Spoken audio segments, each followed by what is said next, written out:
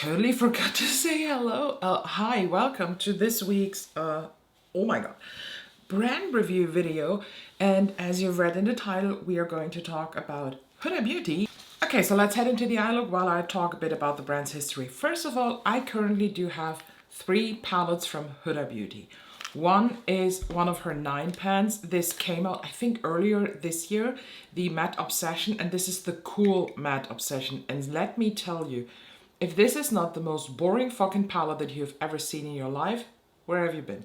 But it is really, really good. I have to admit that. Then, of course, Rose Quartz, which is probably my favorite Huda palette. Not probably, it is my favorite Huda palette.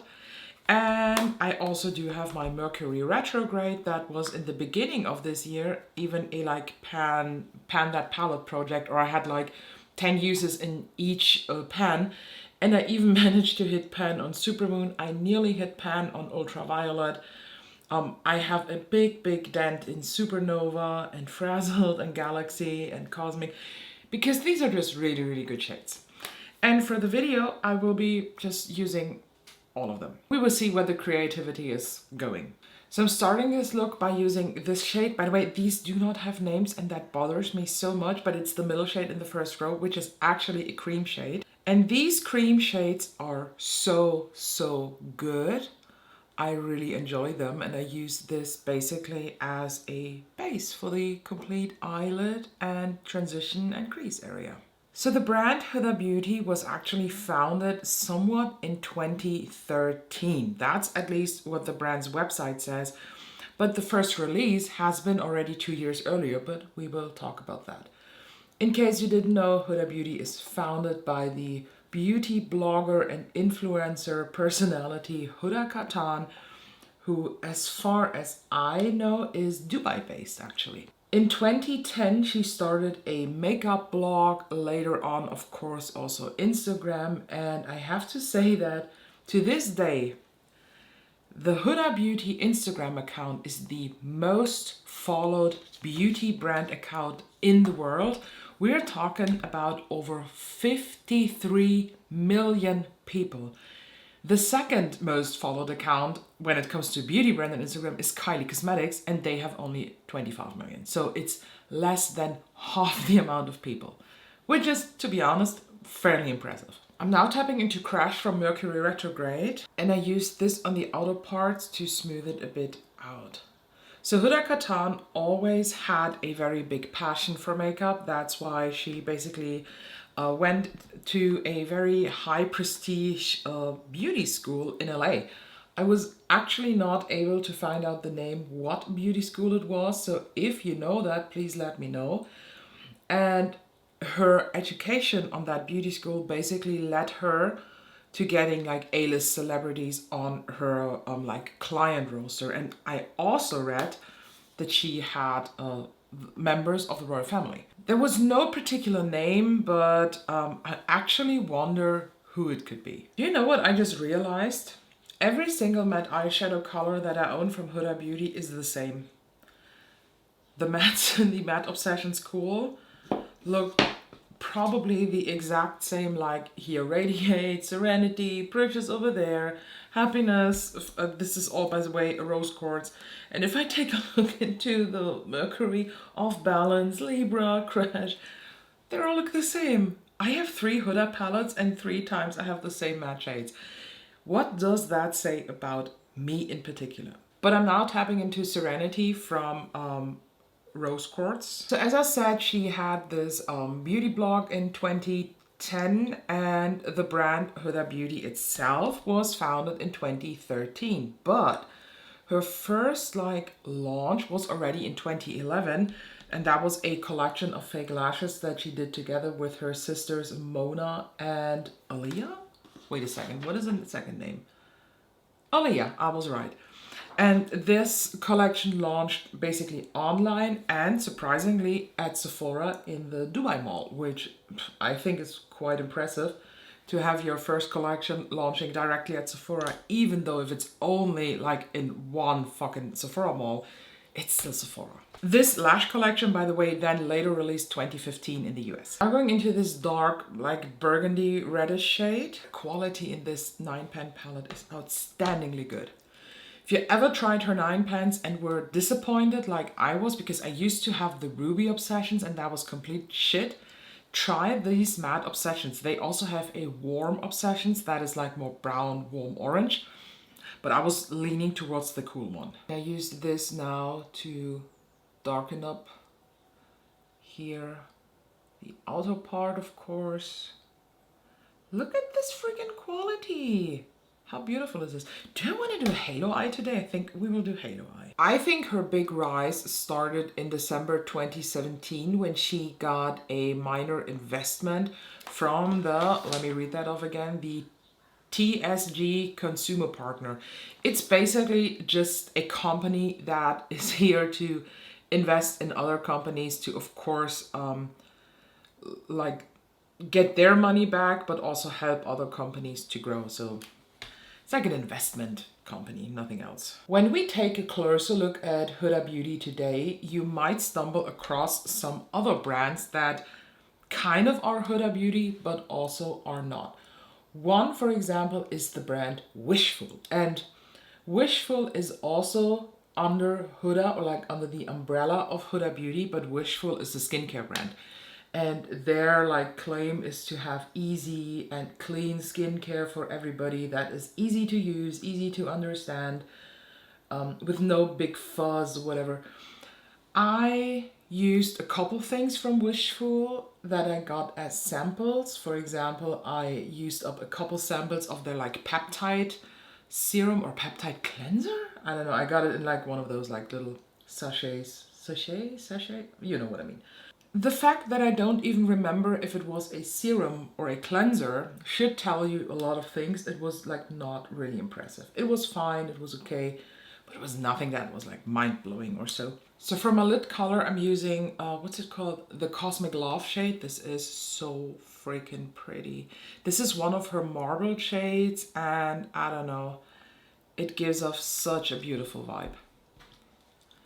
And I apply this basically in the center and on the borders of the dark shade because I don't want to cover the dark outer matte areas. I really like the vibe. So one of the other brands that under Huda are existing is Glowish. And Glowish, the name itself is basically a mix out of the word glow that is apparently the goal for the Huda Beauty brand.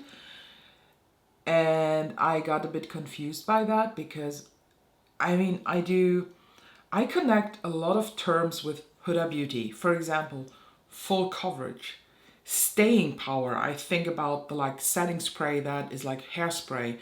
Flawless, but not glow. I do not think of the word glow when I think about Huda Beauty, but that's what the website was saying because glow is one of the goals of Huda Beauty and Wish, Glow Wish from Wishful. So it's basically her makeup line that has skincare ingredients in it to have a glowy, super duper light, nice makeup application. And I do have two products from Glowish. One is actually the face primer that went very, very viral, I think this year or last year somewhat. It's the Blur Gem, but I didn't use this today because the Blur Gem is actually in my backup drawer and I don't want to open it because I have other primers still open and I don't want to add a new one currently. But the reviews for this were like extraordinary good. I feel like I want to add some more light to this look. I'm tapping into Cosmic Love from Mercury Retrograde now. And this, I try to look straightforward, and this I apply only in the center. Oh yes. This subtle difference is everything I was looking for. And the last brand that is actually not, I don't want to say it's not under the Huda umbrella. Let me explain that. Kayali. Kayali is the perfume brand, and if I research that right, then is Kayali basically the Arabic word for imagination or something like that. The like CEO or the face and the head of Kayali is Mona Katan, so a sister of Huda, but the brand itself was basically co-funded by both. I'm pretty sure it was this year when she came out with the faux filter concealer, and this motherfucker blew my mind. If there were not other concealer releases or others that I tried this year, this probably would have won top concealer of 2023 because it is that good. And I'm wearing the shade Marshmallows 1.3G. So as I said, the Kayali brand is founded from Mona Katan and Huda together, but like the face mainly is Mona Katan. But I get why people are confused because they basically look like twins. Like they look very, very like each other. I love the Kayali perfumes. I really do. I have currently 5. I have a big bottle of the pistachio one. I do have all in small the Eden Apple, then vanilla, invite only, and Deja Vu I think is the other one. And I just yesterday, I mean for you it was somewhat last week and I already have my package, but I just ordered 3 out of the 4 new Oudgasm scents because I just love oudi perfumes and I can't wait to try it. I ordered rose oud, tobacco oud and coffee oud because vanilla oud I was a bit concerned that it might smell exactly like the vanilla perfume but a bit deeper, and I'm not very into like straight up vanilla. That's just not my style. Okay, so let's set now the under eyes. I just did my cream blush contour highlight shade, and I don't know if you can tell, but I went with very cool vibes today because anytime I do a look with some of these Huda palettes, it ends up looking very like ethereal, fairy-like. I just love the vibe. I don't think that if you are somewhat into makeup that you were able to skip the Huda Beauty Easy Bake powders because these are the best under eye setting powders on this motherfucking planet. That's just it, and I will just die on that hill. I do have Sugar Cookie, which is a translucent tiny bit white, so that I actually like when my concealer is a bit too dark. I can use this to whiten it. But I also have the loose Cherry Blossom Cake. And very recently she came out with these powders in a pressed version, and I do have the Cherry Blossom Cake. If you've seen my several reviews on this and several videos that I did with this powder, you might know that I had kind of a bad experience with these because it comes like with this pressed powder, and here underneath you have a little squishy applicator, and when I used this, or in general I used a puff with this, it was so fucking dry I wanted to offer my under eyes a drink. That's basically what I said in my review. But with a brush, to be honest, I don't have anything bad to say about this when I use a brush. I really enjoy it. It will never ever be my favorite setting powder for the under eyes, definitely not, but it's manageable. Originally I bought 2 shades. I also bought the cupcake one, but I sent that back after I used this Cherry Blossom Cake for the first time. What I like about these pink powders from Huda is they are pink, but yet they're not pink pink. You know what I mean? I see the pink touch going on, yes, but it's not super visible. It's not like I've applied pink blush on my under eye area. I know this is a huge trend and everything here inside me wants to do this, but not today. So I'm tapping back into this darkest shade from the Obsessions Matte Cool. And I press that into the lower lash line on the outer third and also on this inner part. In general, the whole shebang around Huda Beauty, like the choice you have in that brand is very, very big. She has basically everything in her line, from foundation to lashes, setting spray, primer, under eye concealer, powders. She has a bunch of lip products. I tried her liquid lipsticks once that I got in a Christmas set because I was really curious if they are good, and I personally didn't like them, but I'm also not the biggest fan of like those classic liquid lipsticks. That's not my vibe. But I remember that these used to be very viral, weren't they? I'm now going back into Serenity from Rose Quartz on a pencil brush, and I use this to blend it out here. And I try to avoid the center of my lower lash line. What I personally did not know is that Huda Beauty as brand is also doing a lot of like charity stuff. I was not aware of that until I started my research. So for example, in 2020, after the death of George Floyd, I think we all remember that, the brand Huda Beauty donated $500,000 to the NAACP, which is the National Association for the Advancement of Colored People. Also in 2020, she supported the Doctors Without Borders organization with $150,000. And in 2021, in March, she started a very interesting petition for beauty brands to disclose their edited and retouched images and movies, encouraging women and men to love themselves and dismantling toxic social media beauty standards. Why haven't I heard of that? Because this is fantastic. I mean, the other thing she's doing is also fantastic, don't get me wrong, but when we just look at the beauty world, this is so fucking important. I said it in my last Get Ready With Me that I uploaded where I answered some questions. I'm always shocked just how people on Reddit are posting photos of themselves and their foundation after like 5 hours and asking, oh, why does my foundation look like that? On the influencer ABC, it doesn't look like that. Yes, because they use filters. And I'm sorry, an influencer today is a brand.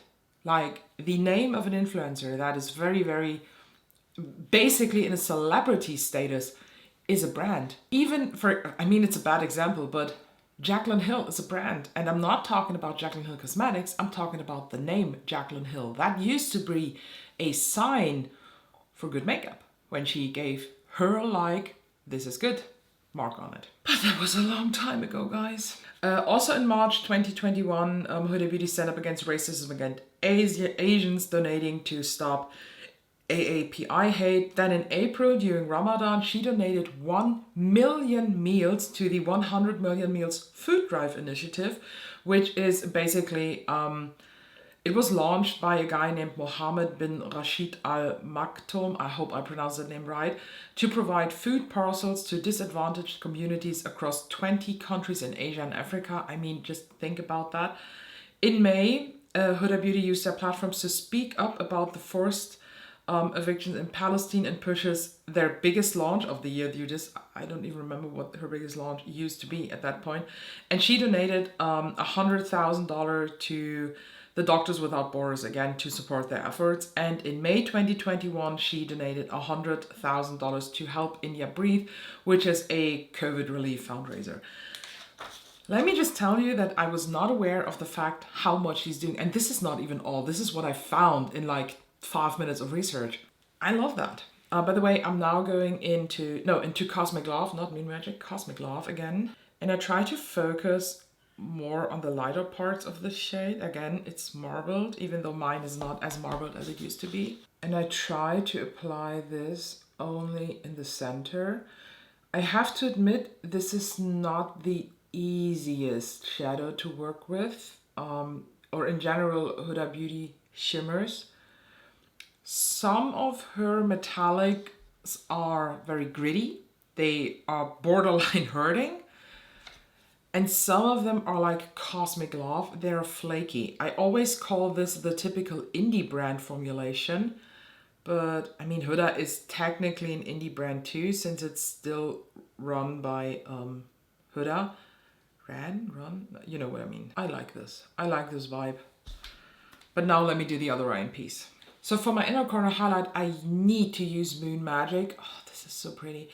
I think it's quite clear how much I love the rose quartz, because I think most of the shades I used for this look are from rose quartz. What have I told you? Are from rose quartz, because I just really enjoy this specific palette. It's so fucking beautiful. And I remember quite clear that I didn't even want to purchase this.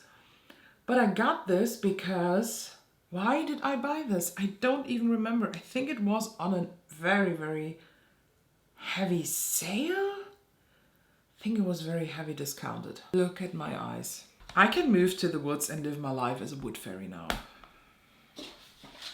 and I will only come out at night and sprinkle your tent with my fairy glitter. A couple minutes ago I said I have 2 glowish products, one being the primer in my backup drawer and one the luminous pressed powder. This is surprisingly good. I don't know why I was so hesitant to try the glowish line. Basically because I heard a lot of mixed reviews on them. Some of them were like, yeah, this is the best product I've ever tried. Some of them were like, this is the worst product I've ever tried. And I haven't seen anybody in between for some reason. But no matter what I saw, what review it was, all of them basically said that the powder is awesome. So I got it. In my opinion, even though this is called the luminous pressed powder, I don't think it's that luminous. It is a very nice, natural finish. You don't have any like glitter or light reflecting specks to it. And it has, in my opinion, a bit of a pink undertone. Like we're not talking rose, but I don't know if you can tell this. This is definitely not warm. It's the slightest pink undertone, and in a specific light it looks like a pink setting powder, and basically the glow comes from that tint. By the way, I'm wearing the shade 00 Porcelain. The glowish line also has bronzers and blushes. I think the blushes are quite hyped. I know that some people that I used to watch, especially like German influencers, they loved these blushes, but they were, I think, very disappointed in the bronzers. Or the other way around? I'm not sure. I'm not interested in them. I don't know. Very glowy, marbled, most of them. And especially in bronzers, I'm not into that. So since I don't have anything else from the brand, I will now finish the face and then let's talk about the drama. I think we can agree on like one unwritten rule. We're not talking about my hair. So this is now my finished look. I love it. I mean, these 3 palettes that I own from Huda Beauty are such a fucking banger. If you've never tried any of these 3 and you'd ask me which one should I buy from Huda Beauty because I want to try her palettes, go for Rose Quartz. This is, to me, the best Huda Beauty palette ever to exist, and I don't think that she can ever top this. And I'm saying this by decluttering already 2 palettes from her. Like, not now, I did declutter them. One was the Naughty Nude. I used that quite a while, but it was, in my opinion, when we look at the vibe, too similar to Natasha Denona Bronze, and I like the bronze palette more because Naughty Nude is also a very warm chocolatey palette. Bronze from Natasha Denona is a very warm sunsetty palette, but the vibe was too similar, so no. And I also bought last year's palette. I think we have to talk about that for 1 second. These 9-pan palettes, they come like regularly throughout the year. They are in different versions, different color stories. These 18-pan palettes, they only release once a year for the holiday season. These are also not produced in the same factory. I think these are made in Italy, aren't they? Yes, these are made in Italy, while these ones are made in China. The quality in these 18 pans should be better. Last year's Empowered palette was such a violation of me and my makeup skills. I used it twice and I actually wanted to throw this out the window, but I decided to sell it on eBay after 2 uses. It was so fucking bad. I was I was disappointed to the core. Like, I was really sad about this because I was so excited for the color story, for this neutral, black, gold. That was exactly the vibe of last year's Christmas, and that was what I wanted to have, but I didn't get.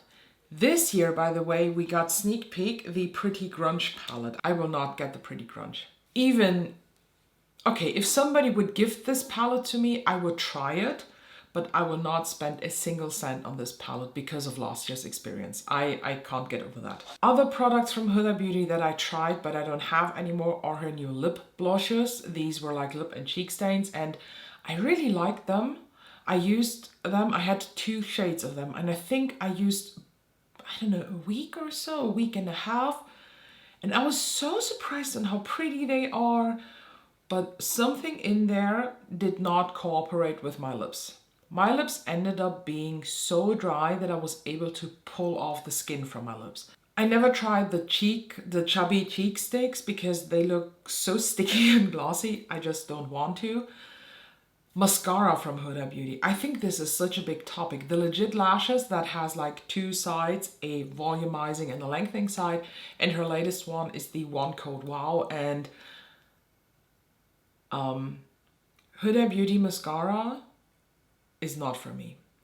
Whatever it is, never they work for me. I just can't. I think they're like the worst mascaras I ever tried, and no. Just no. I'm sorry, but mascara is a very personal thing. Like, probably the mascaras that I praise and love and like, you will sit at home and be like, what the fuck is this bitch lying about? But a mascara is very personal. So Huda Beauty mascara, I learned my lesson now after the One Coat Wow. It's just not for me. And that's okay. That's totally fine. Was there anything else? I'm just thinking about it. I never tried the foundation, never tried the setting spray. No.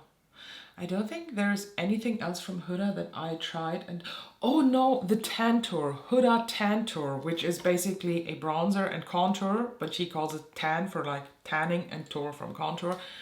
I just recently decluttered.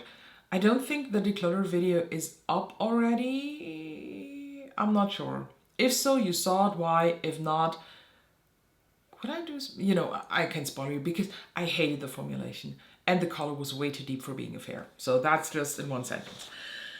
Let's talk about now the drama, and I have some thoughts on this. So let's start. I do have my clever sheet of paper. By the way, for the Huda Beauty video, one side, and this is the second. Like, there's a lot of info. The first one made me giggle so hard. I felt like a teenager again because there is the genital lightening scandal. In April 2018, there was a blog post by Huda Beauty, why your vagina gets dark and how to lighten it.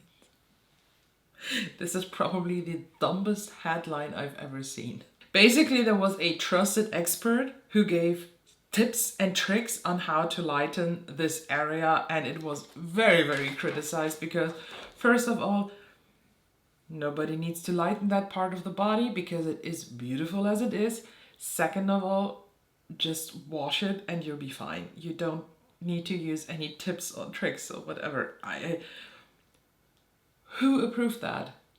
In 2018, it's not like Huda was not known by people. Huda had probably a big PR team behind her. Who approved that article?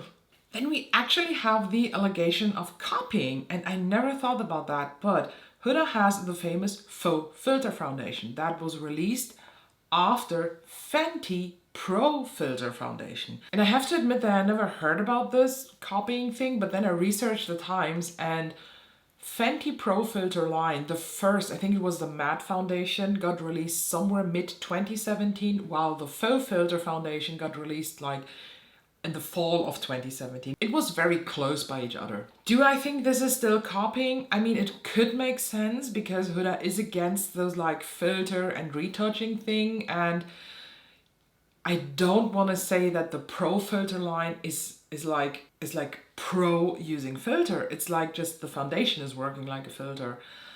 I don't know. I think this copying thing is just dumb. Then we have the acne scar controversy, and let me read that off. A UK YouTuber called M Ford posted a video in 2015 named You Look Disgusting, discussing the negative comments she received about her appearance.